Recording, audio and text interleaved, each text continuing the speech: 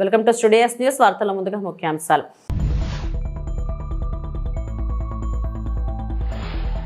వరుసగా 8వ బడ్జెట్ ప్రవేశపెట్టిన నిర్మలమ్మ.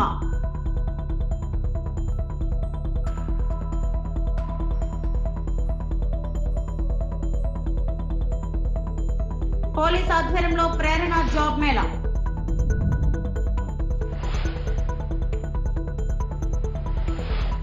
పార్లమెంట్ లో బడ్జెట్ 2025ను ప్రవేశపెట్టడానికి ముందు నిర్మలా సీతారామన్ రాష్ట్రపతి భవన్ కు వెళ్లారు. రాష్ట్రపతి ద్రౌపది ముర్ముతో సమావేశమయ్యారు. రాష్ట్రపతి ద్రౌపది ముర్మును కలిసి బడ్జెట్ సమర్పణకు అనుమతి తీసుకున్నారు. రాష్ట్రపతి ద్రౌపది ముర్ముతో సమావేశమై బడ్జెట్ వివరాలను వివరించారు. ఈ సందర్భంగా నిర్మలమ్మకు రాష్ట్రపతి మిఠాయి తినిపించారు. పెరుగు చక్కెరతో నోరు తీపి చేసి గుడ్ లక్ చెప్పారు.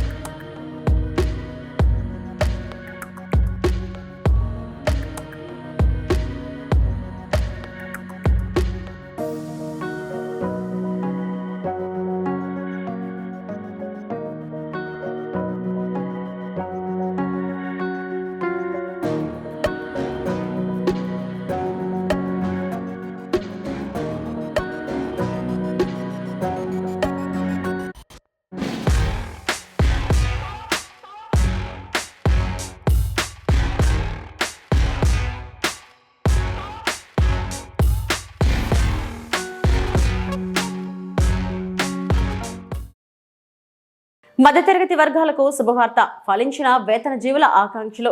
చాన్నాలకు ఎన్డీఏ హయాంలో పన్ను చెల్లింపుదారులకు భారీ ఊరట. కొత్త పన్ను విధానం. వ్యక్తిగత ఆదాయ పన్నుపై కేంద్రం కీలక నిర్ణయం. 12 లక్షల వరకు వ్యక్తిగత ఆదాయ పన్ను నుంచి మినహాయింపు. కొత్త పన్ను విధానంలో 12 లక్షల వరకు పన్ను నుంచి మినహాయింపు. 18 లక్షల వరకు ఆదాయం వచ్చేవారికి 70,000 వరకు లబ్ధి. 20 లక్షల వరకు ఆదాయం వచ్చేవారికి 1.10 లక్షల వరకు లబ్ధి. పాత పన్ను విధానం. పాత పన్ను విధానంలో 4 లక్షల వరకు పూర్తి పన్ను మినహాయింపు. 4 లక్షల నుంచి 8 లక్షల ఆదాయంపై 5% పన్ను. 8 లక్షల నుంచి 12 లక్షల ఆదాయంపై 10% పన్ను. 12 లక్షల నుంచి 16 లక్షల ఆదాయంపై 15% పన్ను.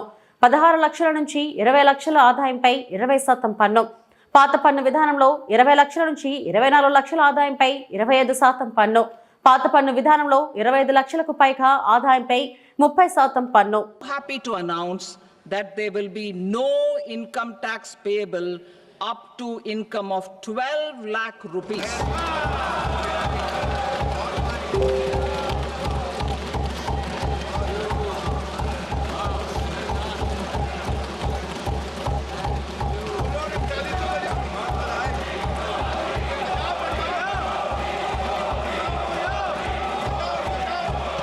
Personal income tax reforms with special focus on middle class. Democracy, demography, and demand are the key support pillars in our journey towards Vikasit Bharat. The middle class provides strength for India's growth. This government, under the leadership of Prime Minister Modi, has always believed in the admirable energy and ability of the middle class in nation building. In recognition of their contribution,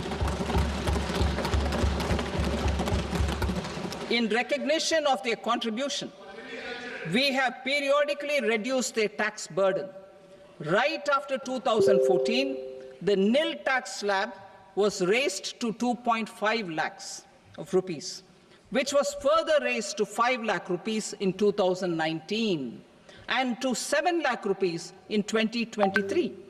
This is reflective of our government's trust on the middle class taxpayers. I am now happy to announce that there will be no income tax payable up to income of 12 lakh rupees.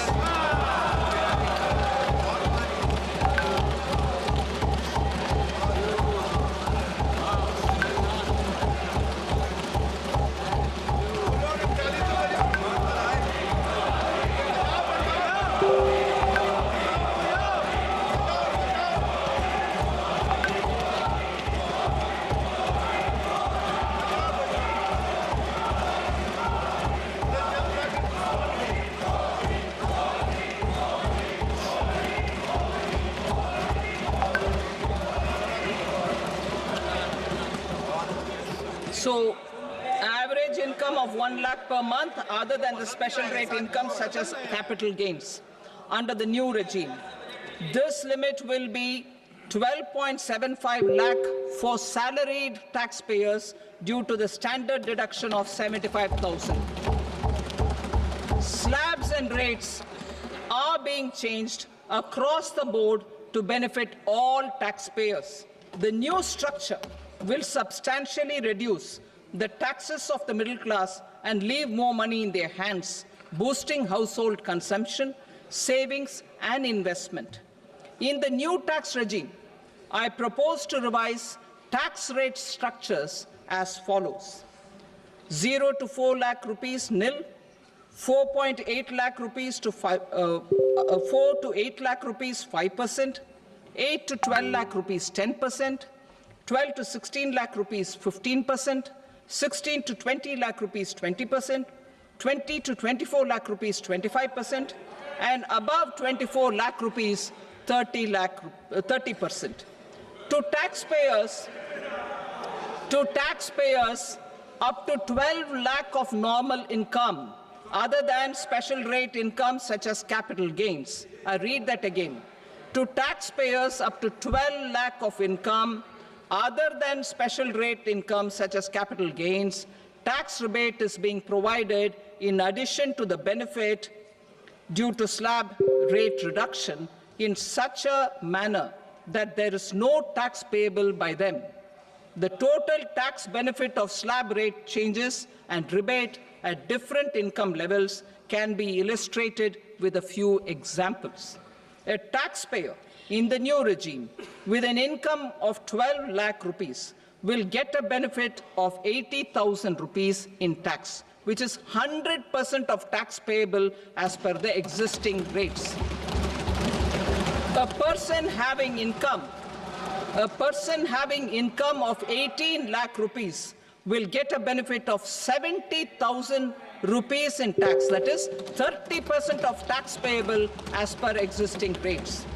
A person with an income of 25 lakh gets a benefit of 1,10,000 rupees. That is 25% of his tax payable as per existing rates. రాష్ట్రంలోని అన్ని వర్గాల ప్రజలను కాంగ్రెస్ మోసం చేసింది. నేను ఎన్నో ప్రభుత్వాలను చూసా, కానీ ఇలాంటి ప్రభుత్వాన్ని మాత్రం చూడలేదు. ప్రజల సమస్యల పరిష్కారంలో విఫలమైంది. ఏడాది పాలనలో ప్రజలెవరూ సంతోషంగా లేరు.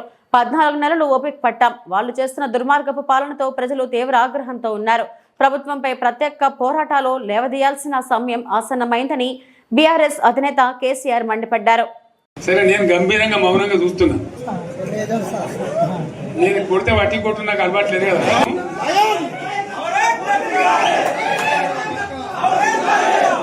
రోజులు కానీ అన్నట్టుగా నేను చూస్తా ఉన్నా. కానీ మనోళ్ళందరూ కూడా ప్రతిపాదిస్తున్న ఏంటంటే, ఒక సంవత్సరం జరిగిపోయింది, సంగమేశ్వర ఆన్నే పన్నది, బసవేశ్వర ఆన్నే పన్నది, పాలమూరు ఉత్పత్తుల పథకం ఆన్నే పన్నది, కాళేశ్వరం అట్లా ఎండబెడుతున్నారు. ఇవన్నీ అన్యాయాలున్నాయి. కాబట్టి ఫిబ్రవరి నెలాఖరులో ఒక పెద్ద బహిరంగ సభ పెట్టాలి, ఇంకా కథ చూడాలి జరుగుతూ ఉంది. కాబట్టి మీరు కూడా పెద్ద ఎత్తున దయచేసి ఆ సభకు కదిలి రావాలి. చాలా దూరమే ఉండదు. తెలంగాణ శక్తి ఏందో మరొకసారి చూపించి వీళ్ళ మెడలు వంచి ఇప్పుడు సాధించాలి. భవిష్యత్తు కోసం కూడా కొట్టాడకు మనం సిద్ధంగా ఉండాలని తెలియజేసుకుంటూ, ₹1,00,00,000 భూమి ఇప్పుడు 50 లక్షల కట్టుకోలేదు. ఎక్కడ ప్రతి ఒక్కరు భూముల ధరలు పోయినాయి, మన్ను పోయినాయి, మసాలా అన్ని పోయినాయి. 4 ఎకరాల రైతు నేను 4 కోట్ల ఆశంగా అనుకుంటుండే. అంత ధీమా ఉంది. హైదరాబాద్ నుంచి అడిగితే కూడా వచ్చి మనం ఇయ్యకపోదాం భూములు, డిమాండ్ పెరగానని. అంత బ్రహ్మాండంగా మారుమూల ప్రాంతంలో కూడా 40 లక్షలు 50 లక్షలు ఎకరానికి ఉండే. అటువంటిది సగానికి సగం పడిపోయి మొత్తం నాశనం చేసింది. వీళ్ళు ఇట్లే వదిలిపెడితే ఇంకింత నాశనం అవుతుంది. కాబట్టి మనం కొట్లాడాల్సిందే. ఎలక్షన్లలోనే మస్తుగా చూసిన 50 ఏళ్లలో పార్టీలు గెలితే ఓడతాయి. ఇంత మాయలు ఏడాది లోపలనే కాంగ్రెస్ పార్టీ దొరికితే కొడతామని అంత గొప్పగా. ఫామ్ హౌస్ అంటే ఏముంటది, వారి ఉంటది, మాకు ఉంటది, అల్లం ఉంటది. కాంగ్రెస్ వాళ్ళు ఎంత మనిషి చేస్తే పారబడి తవ్వచ్చు కూడా. దీన్ని ఫామ్ హౌస్ అని మనం బదనాం చేసి అంతే కదా. అన్ని మబ్బులు వీడిపోయినట్టు ప్రజలకు అన్ని తెలిసిపోతున్నాయి. మంచి ఏంది, చెడ్డ ఏంది, ఏం జరిగింది అన్ని ఇంకా ఘోరమైందని చెప్తున్నా. వీళ్ళ తెలివితక్కువతనానికి ఏమైంది, నిన్న మొన్న రిపోర్ట్ వచ్చింది. కాగ్ రిపోర్ట్ వచ్చింది. పోయిన సంవత్సరం మన గవర్నమెంట్లో వచ్చిన ఆదాయం కంటే 13,000 కోట్ల రూపాయల ఆదాయం తగ్గిపోయింది. ఇంకా మార్చి పోయే వరకల్లా ఇంకో 3-4 వేల కోట్లు అవుతుంది. అంటే 15,000 కోట్ల ఆదాయం పోతుంది. మన గవర్నమెంట్ ఉన్నప్పుడు ప్రతి ఏడాది 15,000 కోట్లు పెంచుకుంటూ పోయినాయి. ఏడాది 10 నుంచి 15,000 కోట్ల ఆదాయం పెరిగేది మన టైంలో. అంత జాగ్రత్తగా మనం వ్యవహారం చేస్తాం. ఇలా ఉల్టా 15,000 కోట్లు పడిపోయింది. ఇంకా వాడేమి ఇస్తాడు? ఇంకో ఇస్తారా? ఇంకో 4-5 నెలలైతే జీతాలే కష్టమై దొరుకుతుంది. రాష్ట్ర ఆర్థిక పరిస్థితిని కూడా దివాలా తీయించారు. ఇవాళతోనేం కాదు, 100కు 100% ఇప్పటికే ప్రజల నిర్ణయానికి వచ్చారు. డెఫినెట్ గా రాబోయే గవర్నమెంట్ మనదే అని అనుమానం కూడా అవసరం లేదు. ఆలోచన లేకుండా ఎటు పడితే అటు ఎవడో ఏదో చెప్తే నమ్మి ఓట్లేస్తే ఏమైంది అనేది ఒక మంచి గుణపాఠం ఇది తెలంగాణ. ఇవాళ మన కళ్ళ ముందనే నాకు బాధ కలిగేది ఏంటంటే, చిన్న వర్గాల ప్రజలు కాన్వెంట్ స్కూళ్ళలో చదివించలేరు. వాళ్ళ పిల్లలు కూడా బాగా చదవాలని చెప్పి ఎస్సీలకు, బీసీ, మన మైనార్టీ సోదరులకు గురుకుల పాఠశాలలు పెట్టాం. అద్భుతమైన చదువు చదువుకునే వాళ్ళు. ఇవాళ మొత్తం రోజు బడి పిల్లలు విషాహారము, కడుపు నొచ్చుడు, బాధపడు, పురుగులు అన్నం పెట్టుడు, పిల్లలు వెళ్ళిపోతున్నారు. ఆ స్కూళ్ళ నుంచి ఇళ్ళకి వెళ్ళిపోతున్నారు. తల్లిదండ్రులు కూడా భయపడి తీసుకుపోతున్నారు. మళ్ళీ కరెంటు కోతలు మోపైనాయి. వెనకాలానికి ఏం గతి అవుతుందో అడిగే నాతులు లేడు. ఎవడన్నా గట్టిగా నిలదీసినట్టు వారికి పోలీసు. తనకు పద్మభూషణ్ పురస్కారం రావడంపై నటుడు బాలకృష్ణ ఆసక్తికర వ్యాఖ్యలు చేశారు. సినీ రంగానికి చేసిన సేవలకు గాను బాలకృష్ణకు భారత ప్రభుత్వం పద్మభూషణ్ అవార్డు ప్రకటించిన విషయం తెలిసిందే. ఈ సందర్భంగా బసవతారకం క్యాన్సర్ ఆసుపత్రిలో బాలకృష్ణకు సన్మాన కార్యక్రమం నిర్వహించారు. ఈ సందర్భంగా మాట్లాడిన ఆయన, అవార్డు తనకు ఎప్పుడో వచ్చి ఉండాల్సిందని పలువురు అంటున్నారని తెలిపారు.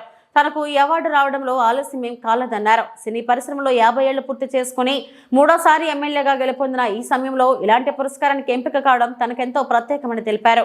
నా పనిని నేను చేసుకుంటూ వెళ్ళిపోతుంటాను. కాబట్టి పదవులకు నేను అలంకారం కానీ పదవులు నాకు ఇప్పుడు అలంకారం కాదు. ఏది నేను సాధించిన జీవితంలో ఇంకా ఎంతో చేయాలి అన్న ఒక స్ఫూర్తి ప్రదాత మా నాన్నగారు, విశ్వవిఖ్యాత నట సార్వభౌమ డాక్టర్ పద్మశ్రీ నందమూరి తారక రామారావు గారు. ఎవరు వాళ్ళ పాత్రని బాగా పోషిస్తే వాళ్ళ రంగాల్లో వాళ్ళు రాణిస్తారు. ఇదిగో ఇటువంటి పద్మశ్రీలు కానివ్వండి, పద్మభూషణ్లు కానివ్వండి, పద్మవిభూషణ్లు కానివ్వండి, లేకపోతే గ్యాలంటరీ అవార్డ్స్ కానివ్వండి, అవి వెతుక్కుంటూ వస్తాయి వెనకాలే. ఇందాక మాటల్లో ఎవరు అన్నప్పుడు అన్నారు, నాకు వచ్చింది పద్మభూషణ్, ఏదైతే మీకు దూరంగా ఉందో అంటే ఇవాళ నాకు వచ్చింది, ఇవాళ మీ అందరికి వచ్చినట్టే నేను భావిస్తాను. దేనికి ఆశించకుండా, ప్రతిఫల అపేక్ష లేకుండా మన వంతు మన పని నిబద్ధతతో, ఒక క్రమశిక్షణతో, పట్టుదలతో, సరైన దారిలో మనకి ఏదైతే సమాజం ఇచ్చిందో దానికి ప్రతిఫలంగా సొంత లాభం కొంత మానుకుని అన్నట్టు సమాజానికి ఉపయోగపడితే ఏదన్నా మనం సాధించవచ్చు. చాలా మంది అంటున్నారు ఇది ఇంతకు ముందే రావాల్సిందని పద్మభూషణ్. వాడు చెప్తాను, నేను ఎప్పుడు ఆధ్యాత్మిక చింతనలో ఉంటాను, పూజలు ఎక్కువ చేస్తుంటాను. పూజ అంతవరకే. ఆ తర్వాత నా వృత్తి, నా ఆలోచనలు, అదే నాకు దైవం. అది యాదృచ్ఛికమో కాకతాళీయమో నాన్నగారి 100వ జయంతి సందర్భంగా పూర్తయింది మొన్ననే. తర్వాత ఆయన 75 సంవత్సరాలు చలనచిత్ర పరిశ్రమకు అడుగిడిన సందర్భంగా మొదటి సినిమా మన దేశం విడుదలైంది.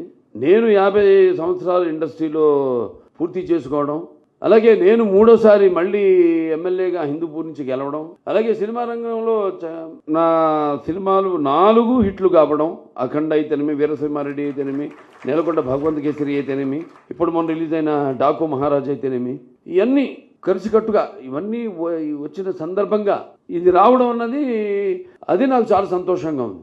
ఆలస్యం ఏం కాలేదు. చాలామంది ఎంతోమంది ఆర్టిస్టులు కొన్నేళ్ళు లైమ్ లైట్లో ఉండి తర్వాత కొంచెం తగ్గాక ట్రాక్ మారుస్తారు, అంటే క్యారెక్టర్ ఆర్టిస్టులని అలా మారుతారు. కానీ నేను ఆ భగవంతుడి కళామ తల్లి ఆశీస్సులతో, మా అమ్మగారి దీవెనలతో, నాన్నగారి దీవెనలతో ఇలా ఈ రికార్డ్ ట్రాక్స్ సంతరించుకుని మళ్ళీ నా సెకండ్ ఇన్నింగ్స్ మొదలైంది అని చెప్పాను. నేను కూడా సరే దానంతటికి అది వచ్చింది. ముఖ్యంగా నా అభిమానులు అయితేనేమి, అలాగే తెలుగు ప్రేక్షక దేవుళ్ళు అయితేనేమి, ఇవాళ మన Basavatarakam Indo American cancer hospital and research institute, మన కుటుంబం అయితేనేమి, నా హిందూపురం ఒక పెద్ద కుటుంబం, హిందూపురం కుటుంబం అయితేనేమి, అందరూ ఎన్నో రకాలుగా వాళ్ళు ఈ యొక్క గుర్తింపుకి వాళ్ళకి వచ్చినట్టుగా వాళ్ళు భావిస్తూ వస్తాయి. చాలామందికి అవార్డులు వస్తాయి, కానీ ఎవరు వాళ్ళకు వచ్చినట్టుగా భావించరు, ఆ వ్యక్తికి వచ్చినట్టు భావిస్తారు. నాకు వచ్చిందంటే ఇవాళ యావత్ నేను చెప్పిన అందరూ వాళ్ళకు వచ్చినట్టుగా భావించడం అంటే వేల లక్షల కోట్ల మందిని కుటుంబ సభ్యుల్ని పొందడం అంటే అది ఏ జన్మజన్మల అనుబంధమో, ఏ రుణానుబంధమో, ఏ విడదీయలేని అనుబంధమో కదా అని నాకు అనిపిస్తూ ఉంటుంది. చలిహర్కు ఉత్సవం పండుగ వాతావరణంలో ప్రారంభమైంది. శుక్రవారం ఉదయం జిల్లా collector A S Dinesh Kumar Araku railway station నుండి 5K రన్ ప్రారంభించారు. ఈ సందర్భంగా జిల్లా కలెక్టర్ మాట్లాడుతూ 5K రన్ లో 300 మంది ఉత్సాహవంతులు పాల్గొన్నారని చెప్పారు. 5K run Araku railway station నుండి డిగ్రీ కళాశాల మైదానం వరకు సాగుతుందని చెప్పారు. 5K రన్ లో పాల్గొన్న విజేతలకు బహుమతులు అందజేస్తామని చెప్పారు. 5K రన్ 300 మంది ఉత్సాహవంతులైన యువతి యువకులు పర్యాటకులు పాల్గొన్నారని తెలిపారు.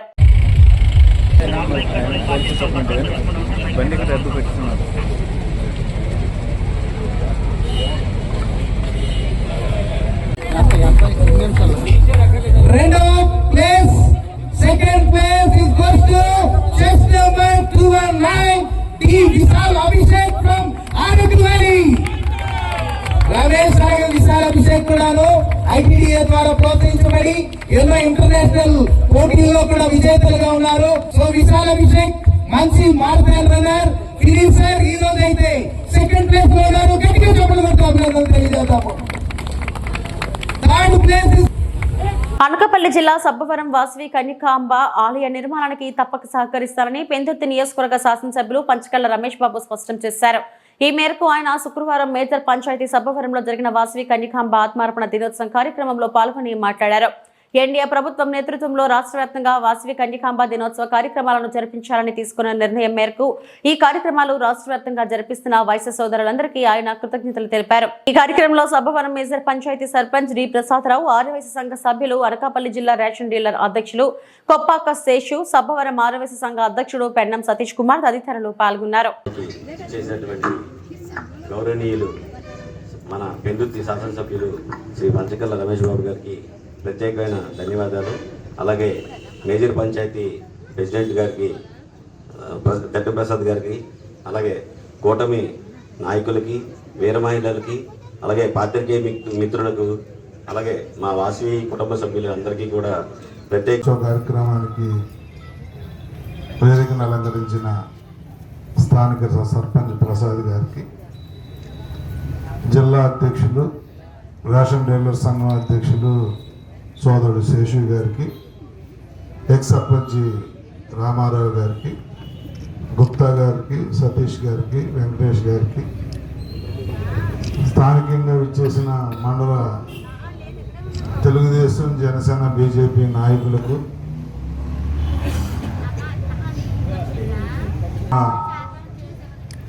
వాసవి మాత కుటుంబ సభ్యులైన మీ అందరికీ పేరు పేరున నా హృదయపూర్వక నమస్కారం. మాత చరిత్ర ఆ మేడం గారి ద్వారా మనం విన్నాం. ఏ విధంగా ఆత్మార్పణ చేసుకుని దేవతగా కొలవబడుతూ ఉన్నారు.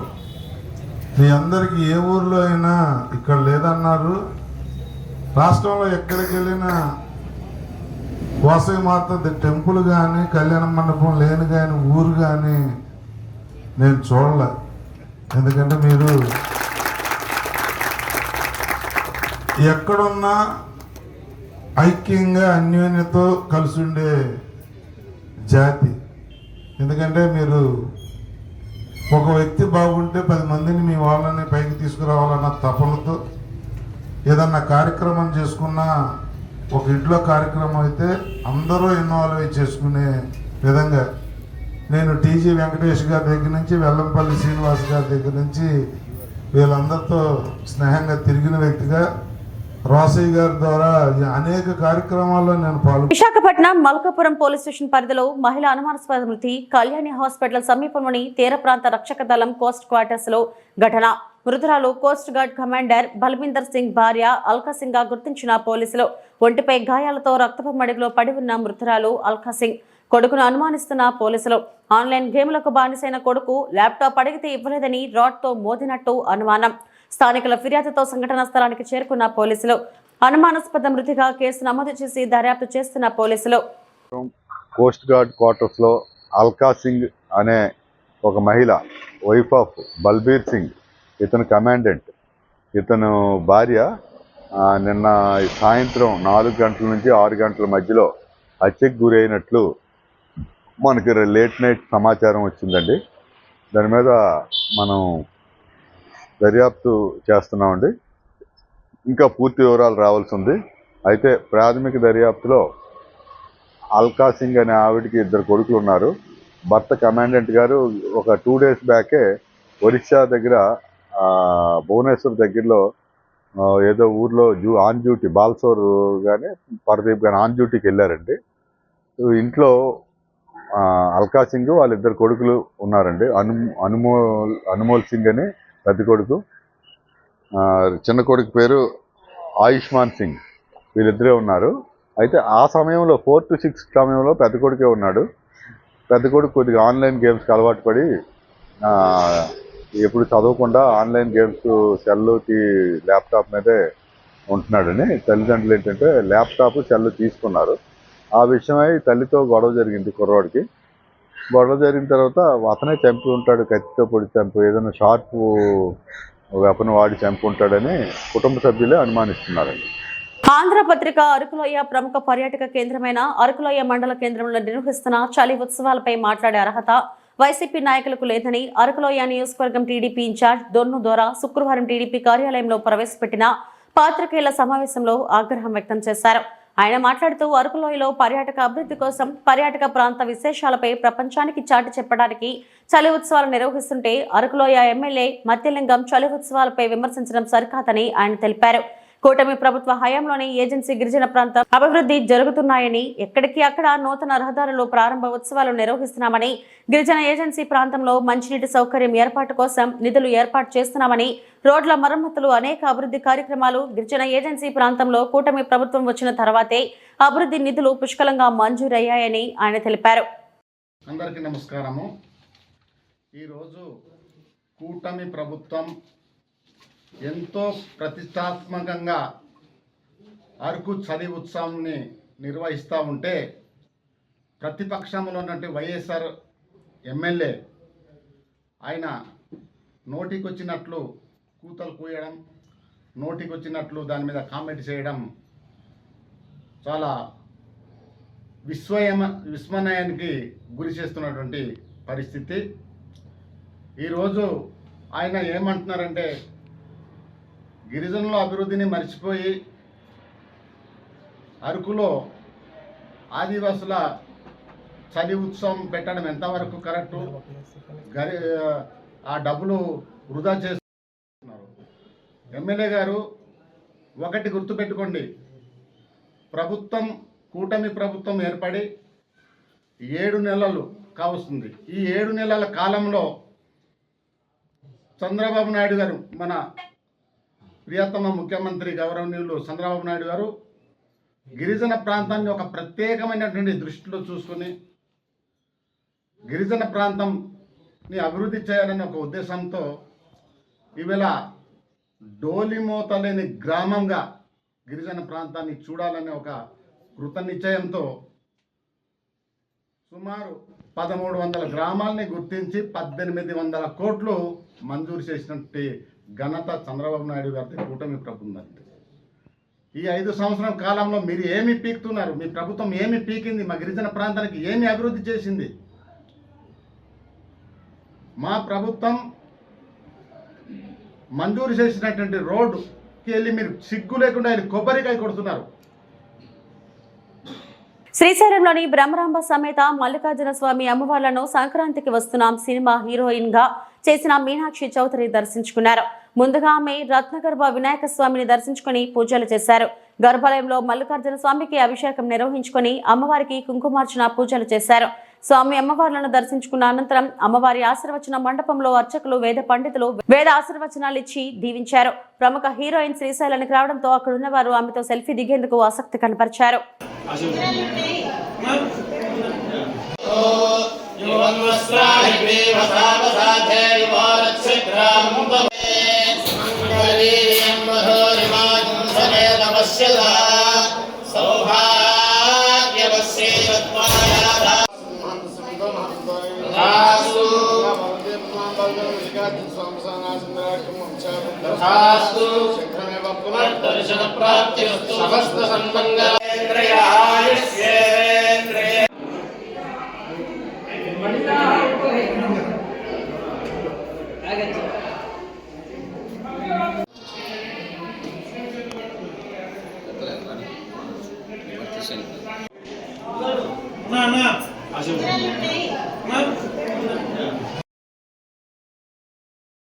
ఇవి ఇప్పటివరకు నా బులెటిన్ అప్డేట్స్.